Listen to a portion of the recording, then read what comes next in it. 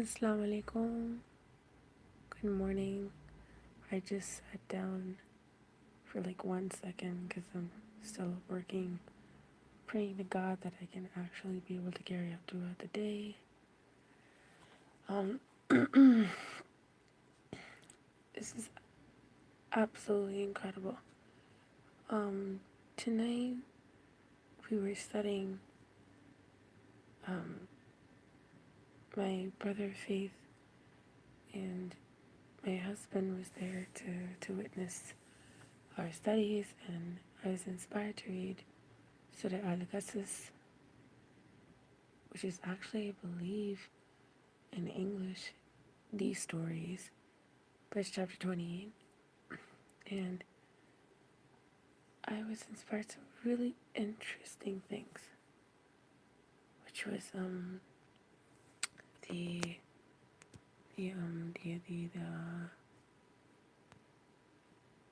the place where God is talking about, you know, the loss of land and how it comes about. Like, and it's amazing how the story is talking about Moses, and then I have to get to the ayat because I lost my train of thought of where it was, but I know it's 100% this chapter 28, and it talks about the loss of land. And as I was studying, I stopped, and it hit me. I was able to think, because God put on my mind the reminder of the Israelites and how they lost that promised land. At first, it's because of, if you go back to chapter 2, in where the Bani Israel were, they had just gotten out of Egypt. And when they had gotten out of Egypt, they were supposed to be thankful to God of Ibrahim, and instead what they did was they were unthankful, and they were making a comparative to being ungrateful and saying, oh, I wish I would have still, or we wish we would have still been in Egypt. Like, that's the type of ungratefulness that they had. And then, they wanted what they had wanted, or what they had had in Egypt, other than the oppression. Some must have been something there that they weren't very, they didn't have accessibility to at that time, and they were freed from the oppression. So then God had given them manna and quail from the heavens. Heavens really, just technically, really feel thinking, meaning like, manna, which is like the food of the angels, the bread of the angels, and quail, those birds, both coming from heaven, as in Samawati heaven.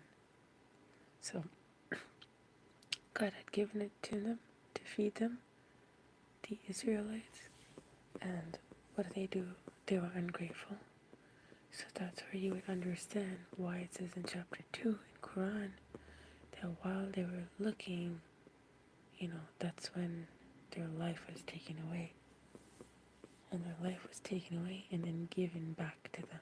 So obviously, why would that occur if nothing had occurred at that point of time? Meaning, like, why would God take away your life, other than for some sort of apparent displeasure to Him or ungratefulness to Him? And that's what we understand which had occurred, because they were saying, they were asking for something, And then the messenger comes back, Prophet Musa, to the people and says, that which you had asked for, you'll find it in town. And then, but he responds as to what God had, relayed over to him, which is, why don't you just eat of that which the earth grows, for that's better for you. And obviously we're talking about fruits and vegetables and whatever the earth grows.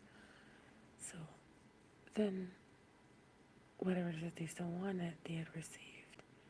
But in the process of receiving that, there's two great things that occurred which are great, displeasure to God. One, which is ungratefulness. So they were ungrateful for whatever it is that they had received. And the second being disobedience to Allah's way. One of the greatest things they could do in terms of displeasure to the Creator is shirk, believing in more than one God or worshipping something other than God. So when the Israelites had gotten out of Egypt, what did they do? They went ahead when Moses went on top of the mountain, and just the people were there on their own. Instead of being patient, they went ahead and they had, the Suri come around to them and, influence them or give influence of worshipping the calf, and that's what they worshipped. And a calf could also symbologically, actually just represent monetary in the strangest way, because that's what I had understood it to be. I was inspired that, obviously the typical of what we would think, which is monetary, some sort of monetary. And jewelry in specific during that time, because back in the days, it was jewelry, it was the metals, right? So it was the gold, it was this, because in the Quran we understand it to be as sumati being mentioned, and then also jewelry being mentioned. Or if you look at the word in Arabic, you could study it more. But if you look at it today, the calf, is also represented in Wall Street, and that's what people worship other than the one true God. God forbid it. That's like the false God, thinking that money can, or some sort of monetary, whatever you replace it with, is a thing that can, save you. Like what if I had, like for example, people believe that, if I only had like $6,000 or something of that sort, then, my, my kids would be better, and or this situation would be better if I had this, if I had that, if I had this. They think that the source of happiness or the source of wealth or the source of whatever is monetary alone, rather than God giving that to them in whatever manner it is that He wills.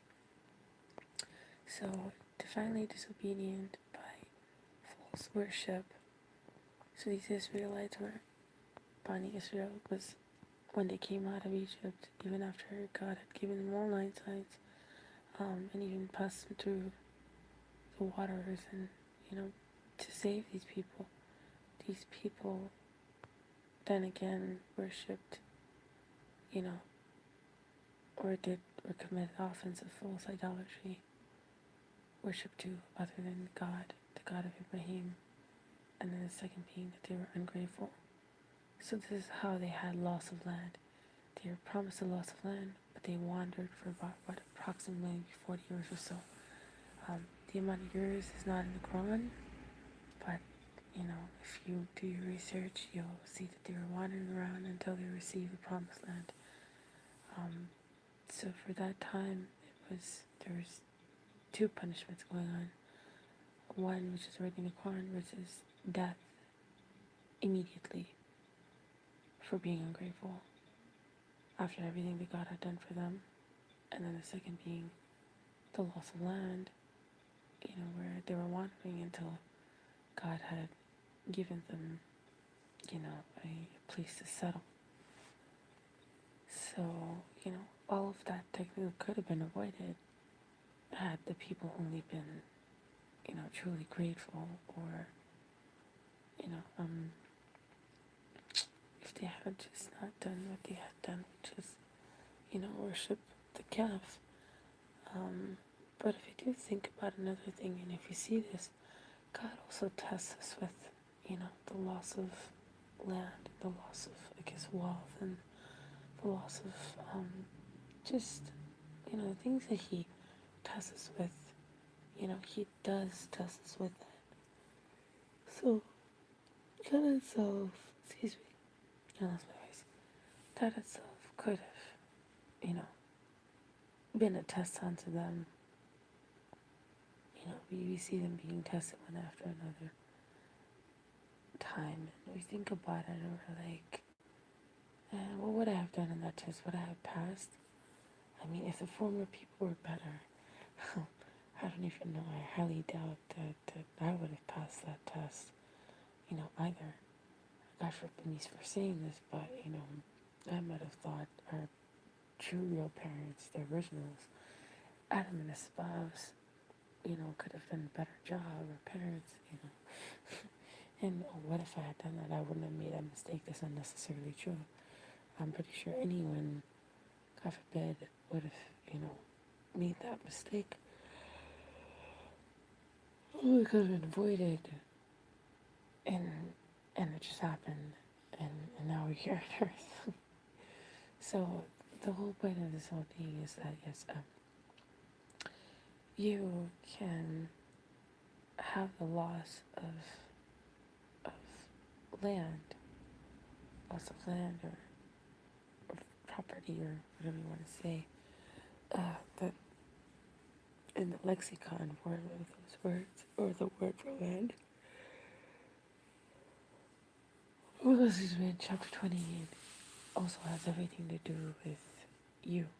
So if you yourself as an individual, are ungrateful, or if you commit a great offense of, worshiping other than the one true God, you may have a big problem. So I don't know if you hear me, but I don't want to be loud on this. I'm just here and studying Alhamdulillah and fixing all this work. Maybe some blessings be upon you. I'll catch up with you guys